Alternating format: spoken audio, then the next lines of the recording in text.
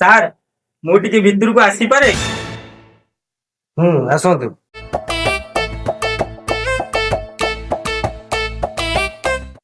ଆଚ୍ଛା ଆପଣଙ୍କର କଣ ପ୍ରୋବ୍ଲେମ ହଉଛି? ସାର୍ ମୋର ଝାଡା ହଉଛି। ଆଚ୍ଛା ତମର କିଭଳିଆ ଝାଡା ହଉଛି? ଏଟା ଗୋଟେ ଅଗଲା ପ୍ରକାରର ଝାଡା। ମାନେ? ସାର୍ ଝାଡା ଟା ଗାଣ୍ଡି ବାଟେ ନ ବାହାରିକି ସାର୍ ନାକ ବାଟେ ବାହାରୁଛି। ଆଚ୍ଛା ହଉ ମୁଁ ଲେଖି ଦଉଛି ମେଡିସିନ ଟା ତମେ ଖାଇଲେ ଭଲ ହେଇଯିବ। ଆଚ୍ଛା ଆପଣଙ୍କର କଣ ପ୍ରୋବ୍ଲେମ ହଉଛି?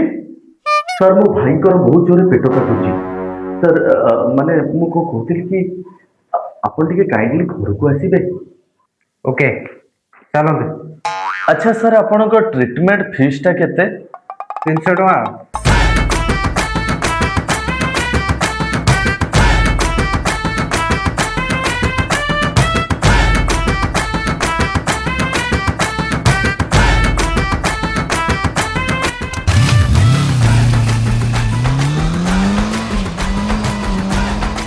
A few moments later.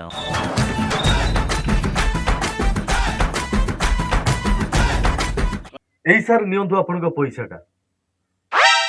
ଆପଣ ବା କହୁଥିଲେ ଆପଣଙ୍କ ଭାଇଙ୍କ ପେଟ କାଟୁଛି ବୋଲି।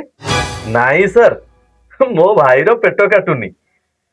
ଆକ୍ଚୁଆଲି ମୁଁ ସେ ଅଟୋ ବାଲାକୁ କହିଲି କେତେ ଟଙ୍କା ନବୁ, ସେ କହିଲା 1000 ଟଙ୍କା।